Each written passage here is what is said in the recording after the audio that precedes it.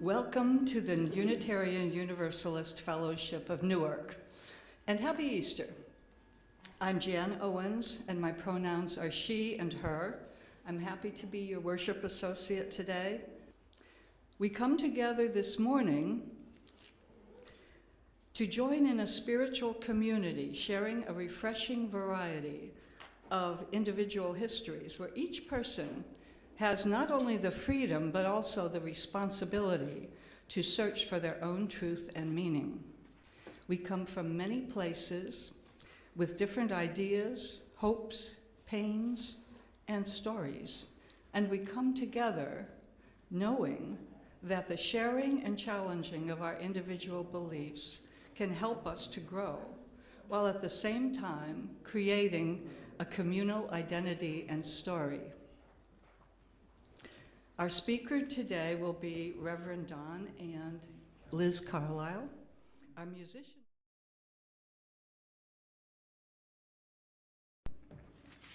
Our call to worship this morning comes from John Bannister Tabb, who wrote, "Out of the dusk a shadow, then a spark. Out of the cloud of silence, then a lark. Out of the heart a rapture, then a pain. Out of the dead, cold ashes, life again."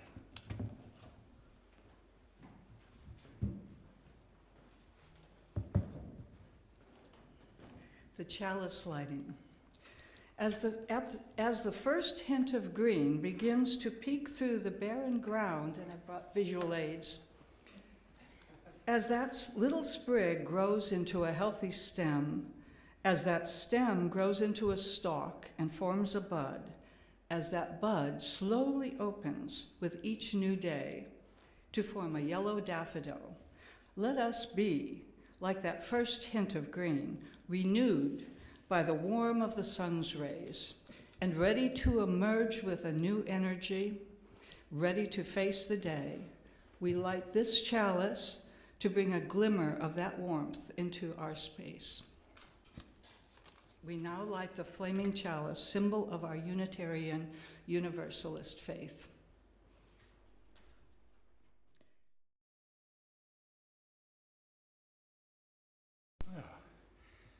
Liz and I were talking about lots of things over the past few months, and one thing that came up was a thought of presenting a service together, and the themes and the holidays seemed to intersect in a productive way to talk about death on Easter. After all, the resurrection is the focus, but there's that doorway to go through to get there.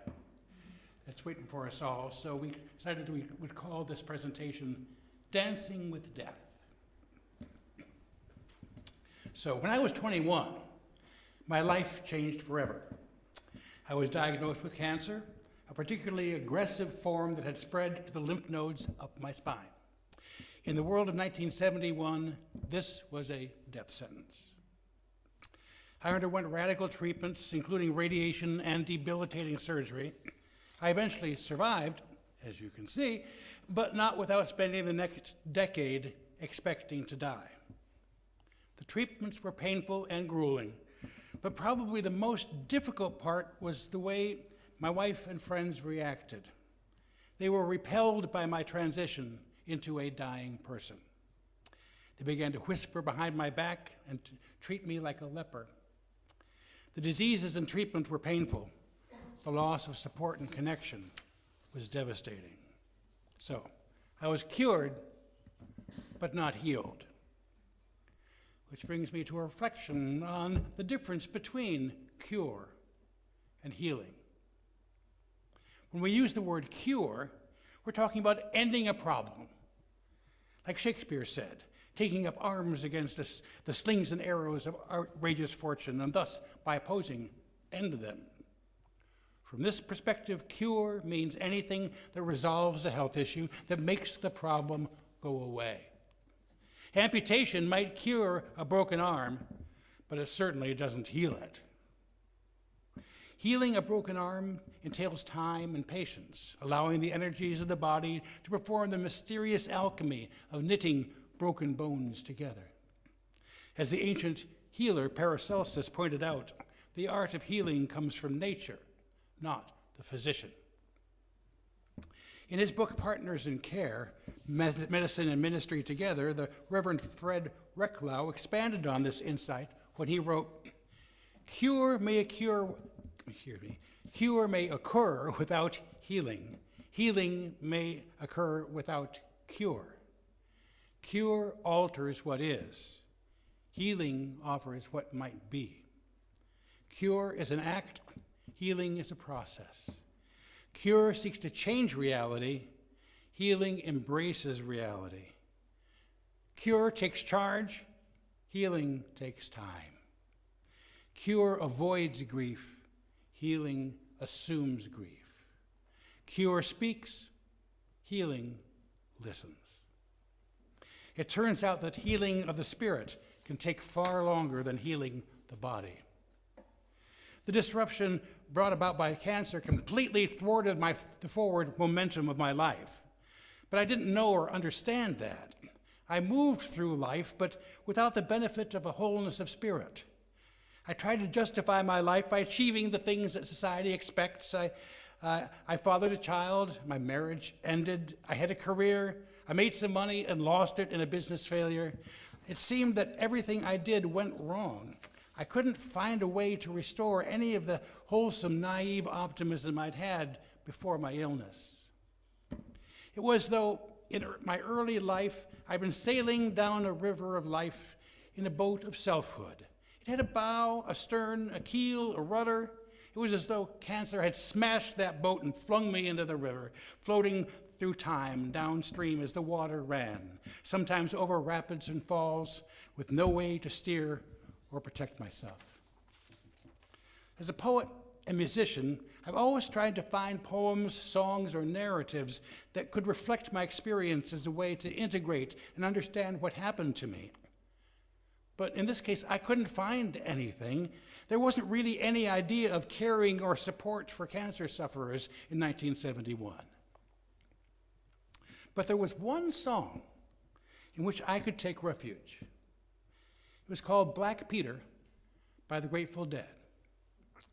It provides a first-person account of a man who is dying, longing for friendship and support, but whose friends can only view his suffering as a spectacle to watch, rather than something happening to someone they knew. Its focus is ultimately on the pathos of individual suffering. I'd like to play that for you now.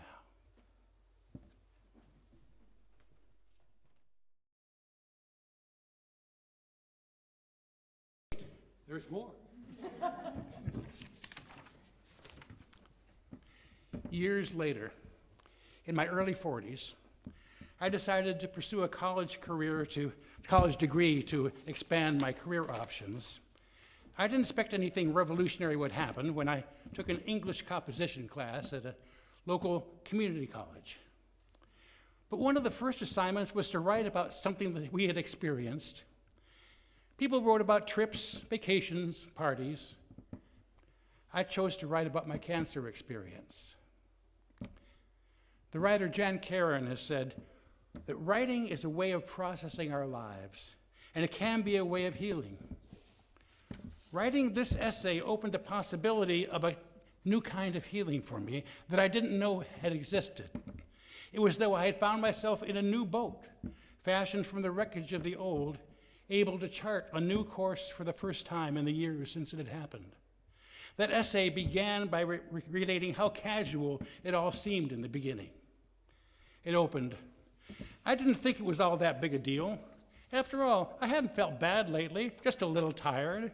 At my Army physical, when the doctor told me he wouldn't rule on my status until I'd seen a private physician, I was relieved because I wouldn't yet have to deal with fighting the draft or going to jail.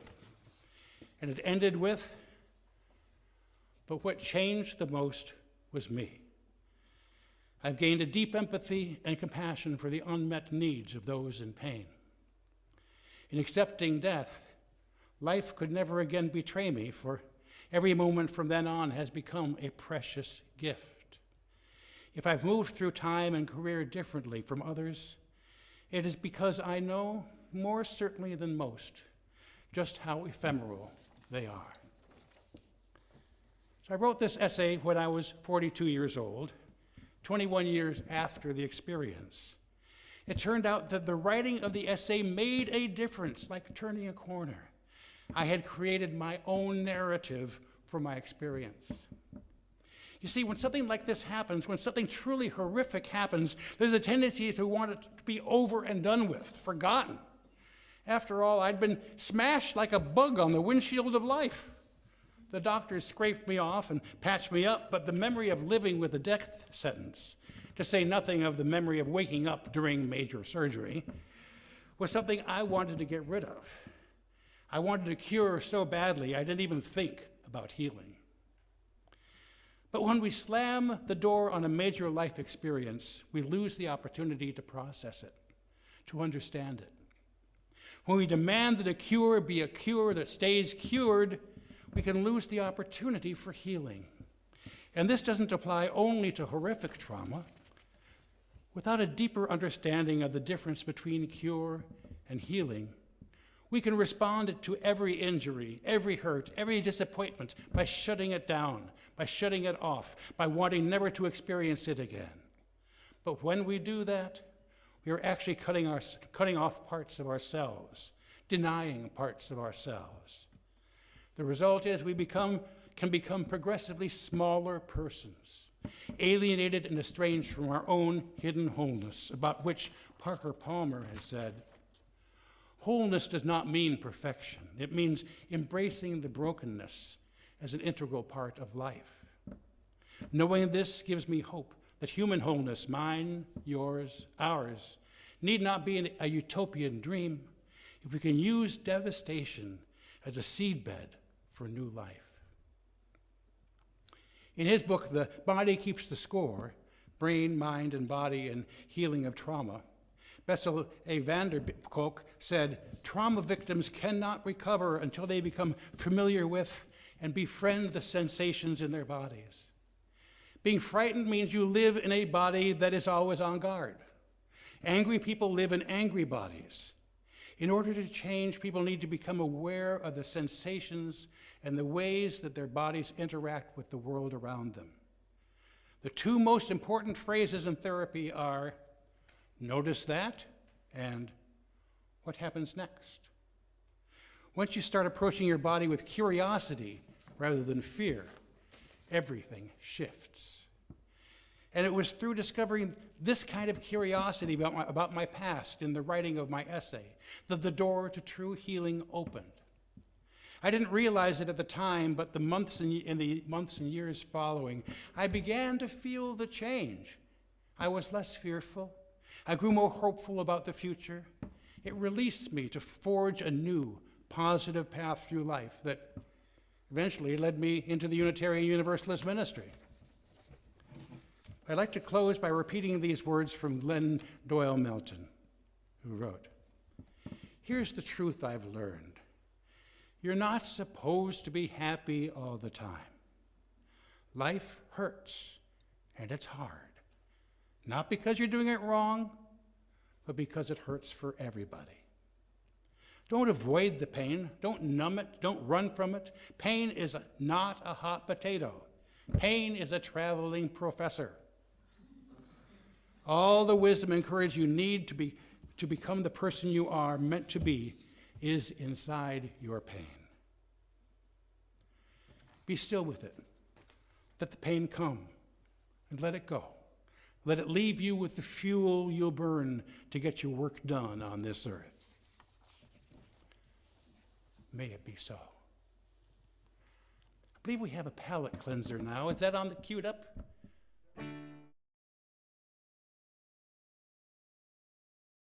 Beautiful. I'm going to put that one in the Woman Sings Songbook and the hymnal and everywhere else. So, good morning, everybody. It's good to see you all They're here this morning. You two Zoomers, is that where I wave to see the Zoomers?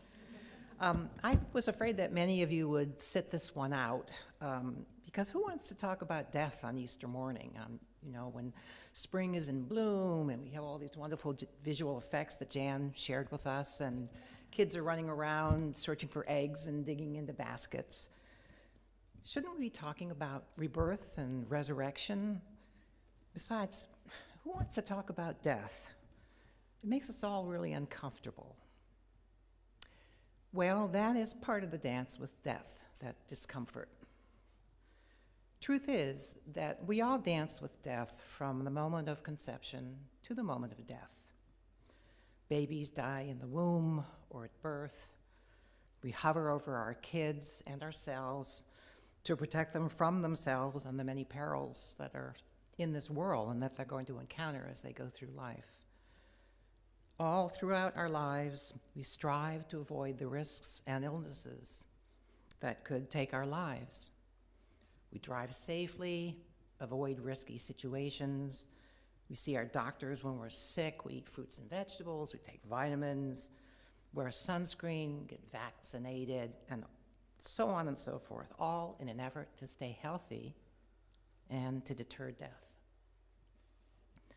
We all know on some level that death could come at any time.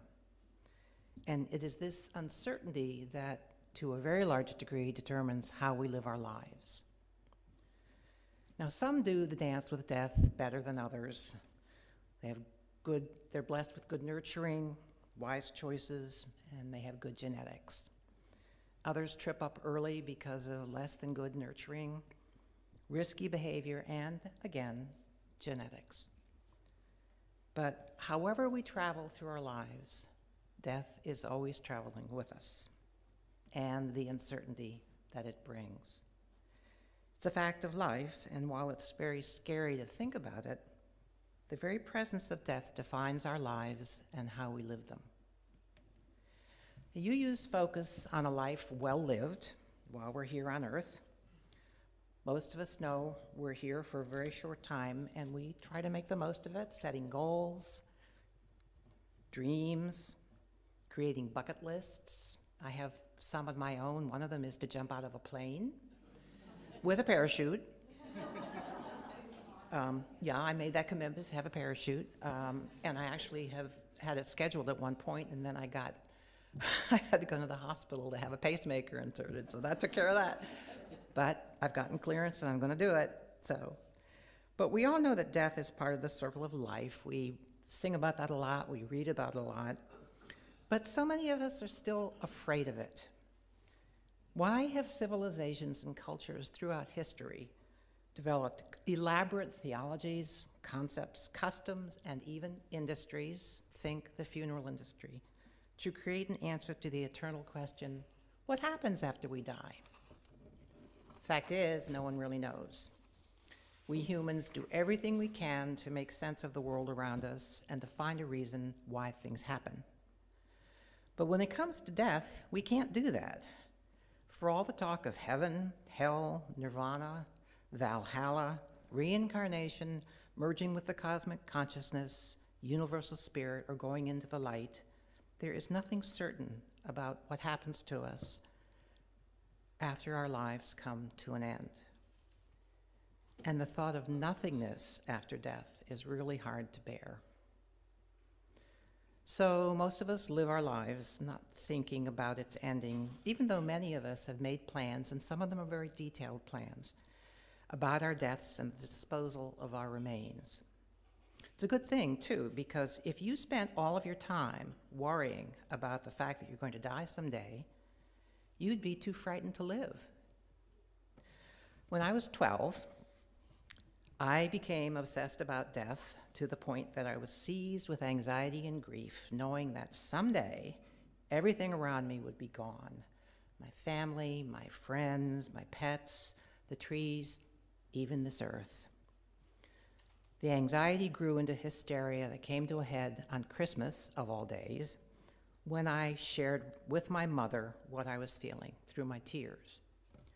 At first, she became very angry with me, a reaction that I think was caused by fear and having no idea what to say to a 12-year-old whose whole life was stretched out in front of her, and yet who was hysterical about death. What is this about? She stormed off, but she came back a little while later, I think, after she settled down, and she looked beyond the subject matter that was frightening her so much to the simple realization that her youngest child was in distress and needed her mother.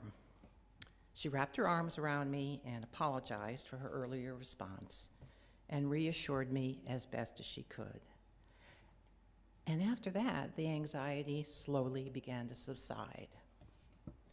So, looking back at that experience, I learned two things. First, that no one could live any kind of decent life at that level of anxiety and could very likely commit suicide or descend into addiction or mental illness just to avoid pain and terror of it all. And secondly, that it was love that helped me turn away from death's grip so that I could continue to live. Because after all, it is love that makes life worth living. As I've gone through my life into my senior years, I have thought more about death. But to tell the truth, it was in a more abstract sense, since I was blessed with good health. I was active, engaged, I was always employed. Surely death wasn't going to come for me anytime soon. And then I was diagnosed with stage 4 breast cancer about a year and a half ago, and at that point, death became much more real. Now, unlike Don, who was in his 20s facing the prospect of death, and I just cannot imagine, I was in my early 70s, and I knew that the end of life was getting closer every day, with or without cancer. But as those of you who have dealt with cancer, you know that uncertainty is the name of the game. We live from blood test to blood test, scan to scan, biopsy to biopsy. The treatments may be working now, but they'll stop working and we'll face a choice. Go to a different, probably more debilitating treatment, or just let nature take its course. And in addition to my cancer, my body threw me a couple of other curveballs. And like I mentioned earlier, my trusty old heart started to fail last summer, requiring the insertion of a pacemaker. And then I had a nasty case of cellulitis and went back into the hospital this winter in the wake of my first round of COVID. So with all this, I figured death was coming to get me, and I imagined her, yes, her, standing in a corner, and I asked her, "Now?" And she replied, "Not yet. You'll know when your time is coming." So like conception and birth, I think death is one of the most sacred moments of life. But unlike conception and birth, we can't know what comes after. When I have been in the presence of death, of someone who has just died, or held the hand of someone as she passed, I have felt a really strong sense of something very mystical in the room. Someone has taken leave of their body and crossed over. To where? I don't know, but it was a very holy act. And it is the not knowing about death that will actually let us free ourselves of fear.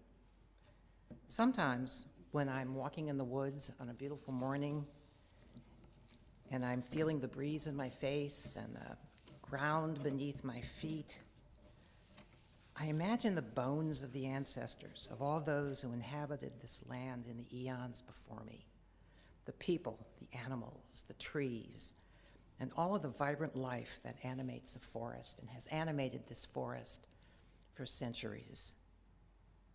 And I find myself thinking, someday soon, I'm going to be a part of this. I'm going to join the bones of my ancestors, the breath of the wind and the ripple of the streams. And you know, it really gives me great joy to have that thought. So is this what my afterlife is going to be? I don't know. I have no idea. But it gives me comfort to envision it in that way while I am still alive and able to enjoy it. It eases the fear about my death, and that helps me to continue to enjoy to the fullest the many blessings that I have while I am alive. So I'm standing here on the home stretch of life, and I feel like I am finally living my best life, emotionally, mentally, spiritually, physically, in spite of the circumstances of my health. The regrets that used to gnaw at me, the things I didn't do, the places I didn't go, the choices I didn't make, all that negative thinking, that all takes away from enjoying all the positive things that I do have in my life right now. A loving spouse, a wonderful spiritual community that lifts me up, an extended family that's given me the extraordinary gift of grandchildren. So death is closer now than it was a couple of years ago. And lest you think that I'm totally at peace with death and I'm sitting here feeling very sanguine about all of this, oh no.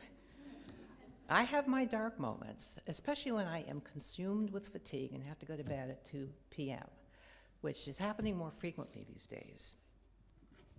But most of the time, I see death as the next great adventure, the highest spiritual act of my life, a crossing over to the great mystery that we think about and sing about and hear about and meditate about so often.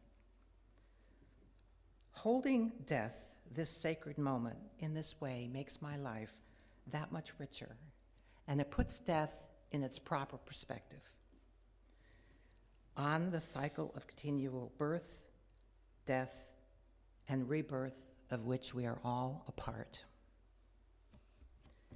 So I want to close with these words from Khalil Gibran. If you would behold the spirit of death, open your heart wide to the body of life. For life and death are one, even as the river and sea are one. Thank you.